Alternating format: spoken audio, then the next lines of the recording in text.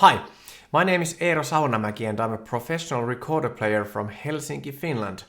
And today we're going to talk about the Titanic and My Heart Will Go On, the theme song and the recorder. So the movie Titanic was released in 1997 and it was directed by James Cameron and it was a huge hit in 1997 and 98 all over the world, and My Heart Will Go On was the most famous piece, and Leonardo DiCaprio was amazingly popular at that time and so on.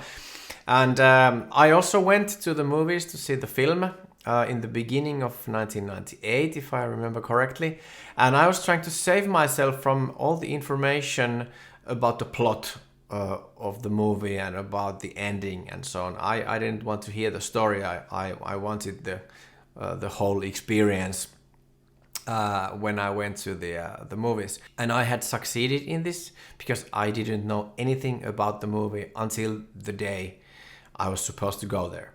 So a couple of hours before I went to see the film, I opened the TV and there was some news clip about the movie Titanic and about how well it was doing in the box office and so on. And the last sentence of the news was, and now you have to skip 10 or 20 seconds if you don't know the ending of the movie, so I won't ruin it for you. So the last sentence was, all of this hype and the money and la la la came from the film where Leonardo DiCaprio's character dies in the end. And I didn't know that at that point, and a couple of hours ago I was supposed to go to the movies and see the film.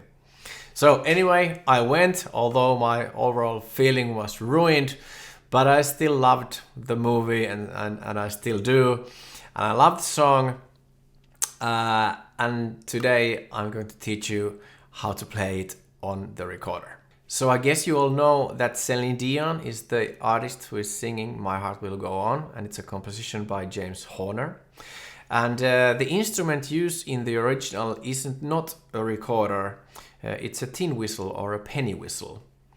And that instrument is kind of similar to the recorder. It's more folky or folk music like, and it doesn't have this thumb hole that we recorder players have here in the opposite side of our instrument. Also, the original piece is in a different key. It's in the key of E, but today we are using the key of G, although the fingerings that we are using are about the same as with the original tin whistle recording.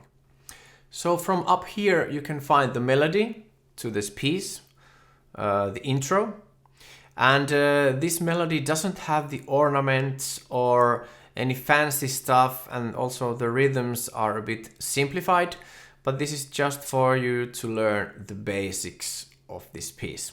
And first I'm going to play this for you.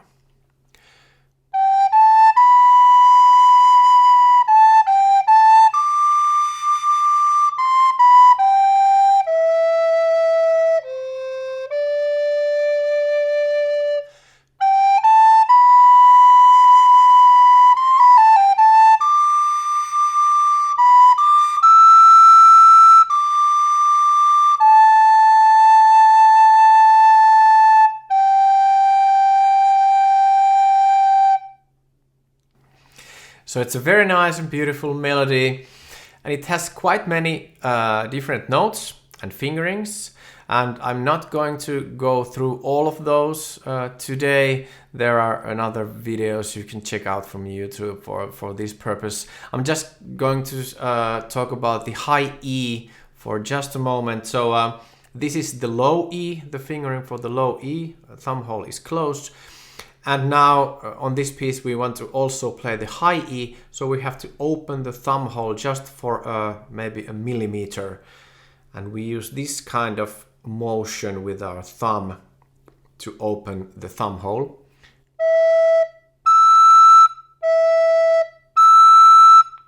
So this way we can play the high E. On this piece we want to play very, very long lines. And that we can achieve by, of course, good breathing. And then the other thing is not to articulate too much. So normally on the recorder we would articulate every note with the tip of the tongue. So like this, do do.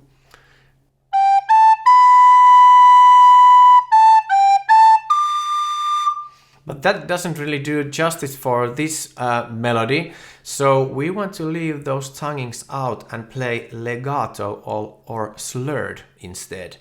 So we just articulate the first note, and the rest are not articulated.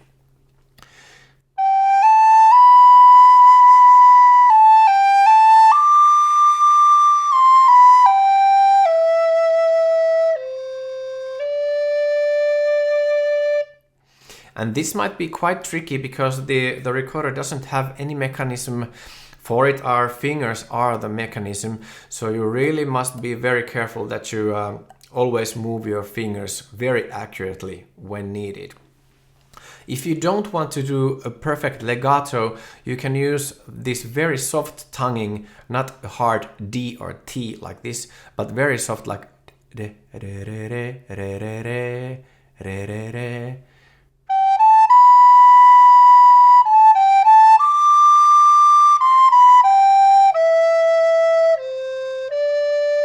So the tongue kind of touches your mouth behind your front teeth, but not with force. And the third option, I think this is what I'm using, is to combine these two. So combine this very soft tonguing and the legato.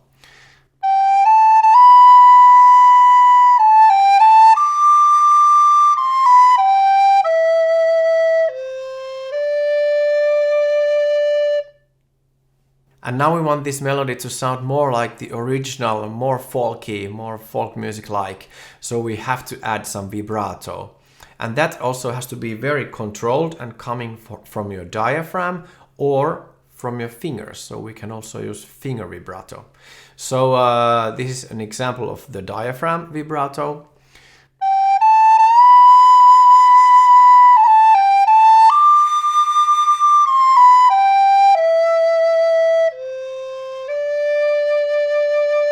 And then finger vibrato.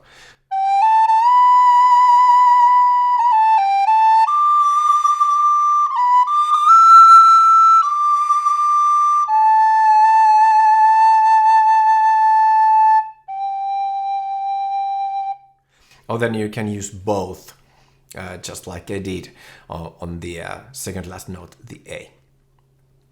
Other thing that we can do is to play glissandi, or do glissandos. And that means that when we move from one note to another, we don't just lift our fingers, but we slide them in this motion.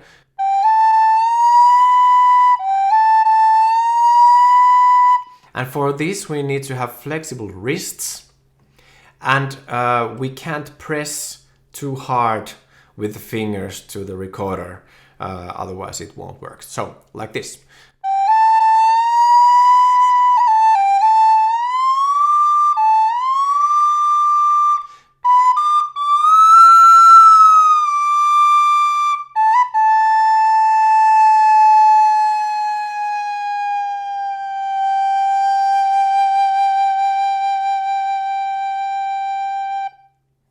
And so if we combine everything we have talked about today, so the basic melody, and of course we can think about the version how Celine Dion sang this piece, and then the vibrato, then the glissandi, and then the use of ornaments and the long legato line, then we can play the whole piece. And again, you can find the notes up there.